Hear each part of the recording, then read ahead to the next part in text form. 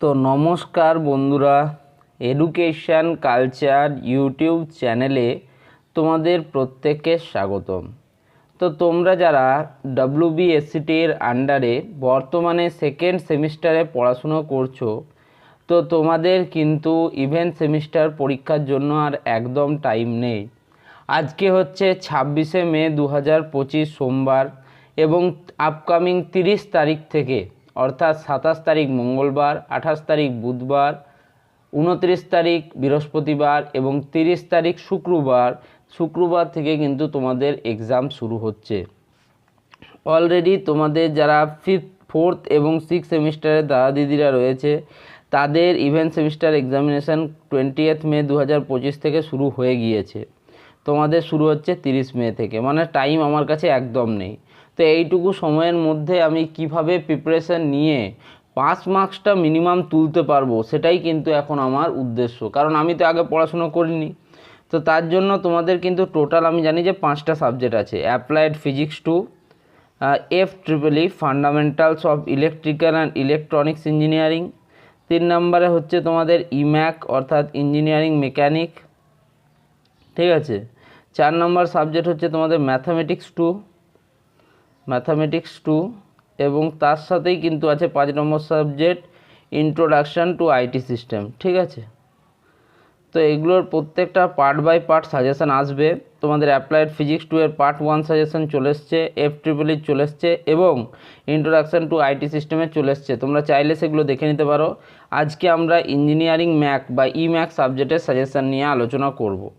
তো চলো একদম প্রথম প্রশ্নটাতে যাওয়া যায়। প্রথম প্রশ্ন দেখো, যেটা আমি দিয়েছি তোমাদের, সেটা কিন্তু প্রিভিয়াস 2018 সালেও কিন্তু এসছিল এবং এই প্রশ্নটা একটা খুব ইম্পর্ট্যান্ট প্রশ্ন। এটা কখনো আসে 2 নম্বরের জন্য, কখনো আবার 5 নম্বরও থাকে এই প্রশ্নটাতে। প্রশ্নটা দেখি কি আছে। 1 নম্বর প্রশ্ন হিসেবে right the conditions for equilibrium of forces. কোনো ফোর্স যদি ইকুইলিব্রিয়াম অবস্থায় আছে, ঠিক আছে, বা কোনো বস্তু যদি ইকুইলিব্রিয়ামে আছে, তার উপর কি কি ফোর্স অ্যাক্টেড হচ্ছে, ঠিক আছে, তার জন্য কি কি শর্ত রয়েছে ইত্যাদি কিন্তু এর মূল বিষয়। এই প্রশ্নটা কিন্তু বহুবার আসে। যেমন ধরো আমি বলছি, ধরো একটা বস্তু, যে বস্তুটা কিন্তু তোমার একটা স্মুথ সারফেস। স্মুথ কেন বললাম? যদি রাফ সারফেস হয় তাহলে আবার এখানে ফ্রিকশন কাজ করবে, ঠিক আছে। তো এখানে স্মুথ সারফেসের উপর একটা বস্তু রাখা আছে, তাহলে এখন এর মধ্যে কি কি বল ক্রিয়াশীল হচ্ছে? এক হচ্ছে তাকে আপওয়ার্ড একটা ফোর্স এবং ডাউনওয়ার্ড একটা ফোর্স। আপওয়ার্ড ফোর্স আবার কি স্যার? এরকম তাও কিছু শুনিনি। ডাউনওয়ার্ডে আমাদেরকে কিন্তু তোমরা জানো যে গ্র্যাভিটেশনাল ফোর্স mg, এটা কিন্তু ক্রিয়াশীল হচ্ছে, ঠিক আছে। তো যখন ডাউনওয়ার্ড একটা ফোর্স যেটা টানছে পৃথিবী তার কেন্দ্রের দিকে, তো কোনো একটা আপওয়ার্ড ফোর্স আছে, তবেই তো বস্তুটা সাম্য অবস্থায় বা ইকুইলিব্রিয়ামে আছে। তো এই ফোর্সটাই কিন্তু হচ্ছে তোমার, এইটা কিন্তু mgর ইকুয়াল আছে। এই যে আপথ্রাস্ট যেটা আছে সেটা কিন্তু ডাউনওয়ার্ড যে ফোর্সটা আছে তার সমান হচ্ছে, তবেই বস্তুটা ইকুইলিব্রিয়ামে আছে, ঠিক আছে। আর এটাকে আমরা কি সূত্র দিয়ে পাই? আমরা নিউটনের তৃতীয় গতিসূত্র অনুযায়ী কি পাই? যে প্রত্যেক ক্রিয়ারই সমান ও বিপরীত প্রতিক্রিয়া আছে, ঠিক আছে। Every action there is an opposite and equal reaction, okay. তো এইরকমই কিন্তু ইকুইলিব্রিয়াম অফ ফোর্সেসের এই প্রশ্নটা আসে, যে write the conditions for equilibrium of forces. দ্বিতীয় প্রশ্নটা দেখো, এটাও কিন্তু খুব important. State the law of superposition. Superposition যেটা ল রয়েছে সেটাকেও কিন্তু স্টেট করতে দেয়, মানে ডেফিনেশন দিতে দেয়। এটা কিন্তু 2 মার্কসে আসে প্রশ্নটা। তবে এই প্রশ্নটা কিন্তু খুব ইম্পর্টেন্ট, আমি তোমাদের বলে রাখছি। এই প্রশ্নটা এবারের পরীক্ষাতেও আসার একটা চূড়ান্ত সম্ভাবনা আছে। দেখো এখানে যে প্রশ্নগুলো দেওয়া আছে সেই প্রশ্নগুলো হয় প্রিভিয়াস ইয়ারে এসেছে, না হলে কিন্তু এই বছরের জন্য খুব ইম্পর্ট্যান্ট রয়েছে, ঠিক আছে। তাই এই প্রশ্নগুলো তোমাদেরকে করে যেতেই হবে।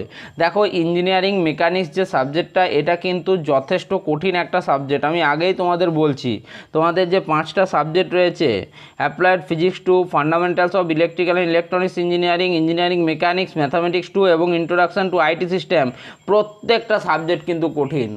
তোমাদের এবারের পরীক্ষার জন্য আমি তাই তোমাদের বলছি এই সাজেশানগুলো যদি তোমরা ফলো না করো, যদি অন্ধের মতো যা কিছু পড়ে যাও, তাহলে কিন্তু পাস করা খুব টাফ হবে। আমি একদম যারা একদম পড়াশুনো করেনি তাদের জন্য বলছি, যাদের প্রিপারেশান হয়ে গেছে 50%, 80%, যাদের সিলেবাস কমপ্লিট হয়ে গেছে তাদের জন্য কিন্তু বলছি না। 3 নম্বর প্রশ্ন দেখো, write and explain the principle of ট্রান্সমিসিবিলিটির যে প্রিন্সিপাল আছে সেটাকে লিখতে হবে এবং সেটাকে এক্সপ্লেন করতে হবে। এটা কিন্তু 5 মার্কসের আসে।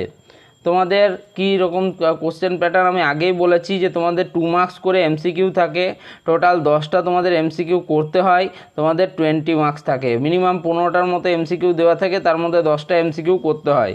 যদি কেউ এমসিকিউ এই সবগুলো 10টা কারেক্ট করে নিতে পারো তাহলে সে এখানেই কিন্তু 20 পেয়ে গেল। ঠিক আছে, তোমাদের 60 নম্বরের পরীক্ষা হয়, যার মধ্যে তোমাদের মোটামুটি 40% হচ্ছে তোমাদের পাসিং মার্কস। ঠিক আছে, তাহলে 40/100 যদি আমরা করি তাহলে 24 মার্কস হচ্ছে তোমাদের পাসিং মার্কস।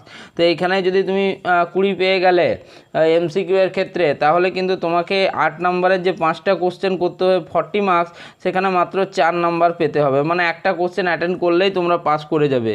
সেই জন্য আমি বারংবার বলি যে এমসিকিউটাকে তোমরা কিন্তু খুব গুরুত্ব দাও। আমি একটা এমসিকিউ সিরিজও তোমাদের জন্য লঞ্চ করেছিলাম, তবে সেখানে দেখলাম যে স্টুডেন্টদের একদমই সেখানে কোনো ইচ্ছা নেই বা যোগদান নেই, তাতেই আমি কিন্তু এই সিরিজটা বন্ধ করতে বাধ্য হলাম। এরকমভাবে যদি পড়াশোনার ইচ্ছা থাকে তাহলে না পড়াই ভালো। নেক্সট দেখো, ডিফাইন মোমেন্টাম অফ ফোর্সেস থেকে পরীক্ষায় আসে যে ডিফাইন করো what is momentum of forces, what is the unit of momentum of forces, what is the advantages of momentum of forces. অর্থাৎ মোমেন্টাম অফ ফোর্স যখন বলেছি, এই মোমেন্টাম অফ ফোর্স থেকে যত রকম প্রশ্ন হয় সব প্রশ্নগুলো তোমাদের দেখে যেতে হবে, তখন তোমরা বলবে যে পরীক্ষায় প্রশ্ন কমন পেয়েছি। যদি শুধু এই ডিফাইন মোমেন্টাম অফ ফোর্সেস আমি বলেছি এইটুকুই যদি পড়ে যাও, সেক্ষেত্রে শুধু পাস করবে, কিন্তু যদি মোমেন্টাম অফ ফোর্স সম্বন্ধে ডিটেলসে পড়ে যাও তাহলে কিন্তু পরীক্ষায় তোমরা ভালো স্কোর করতে পারবে, এটা কিন্তু আমি আগেই বলে দিচ্ছি। নেক্সট 5 নম্বর প্রশ্ন কি বলছে দেখো, হোয়াট ইজ আইডিয়াল মেশিন কাকে বলা হয়? তোমরা প্রত্যেকেই 3 ইডিয়টস মুভিটা দেখেছো, ইঞ্জিনিয়ারিং স্টুডেন্টরা তো দেখবেই।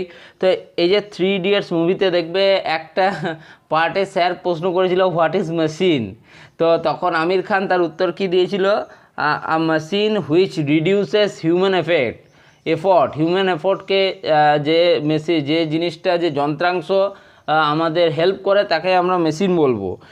তখন স্যার বলেছিল যে প্যান্টের চেনের আপ ডাউন এটাও মেশিন, এরকম সে বলেছিল। ঠিক আছে, তো সেই নিয়ে সেটা একটা ফানি সিন রয়েছে, তোমরা যখন পড়বে তখন তোমরা হয়তো এই সিনটা দেখবেও ইউটিউবে, ভালো লাগবে। যাই হোক, এক্সপ্লেন দ্য লজ অফ মেশিনের কিছু লজ আছে, বেসিক লজ, সেই বেসিক লজগুলো তোমাদেরকে জানতে হবে এবং সেটাকে এক্সপ্লেন করতে হবে। এই প্রশ্নটাও কিন্তু পরীক্ষায় আসতে পারে। নেক্সট 6 নম্বর প্রশ্ন এবং মোস্ট ইম্পর্ট্যান্ট প্রশ্ন, write the law of conservation of momentum. এই প্রশ্নটা যে কতবার পরীক্ষায় এসছে তার কোনো দিক নির্দেশ নেই, তো এই প্রশ্নটা অবশ্যই করে যাবে। তো এই 5-6টা প্রশ্ন দিলাম, এটা পার্ট 1 ভিডিও আজকে পাবলিশ হচ্ছে, তো তোমরা অবশ্যই এই প্রশ্নগুলো সলভ করার চেষ্টা করবে। তো এই ভিডিওটা এখানেই শেষ করছি, ধন্যবাদ।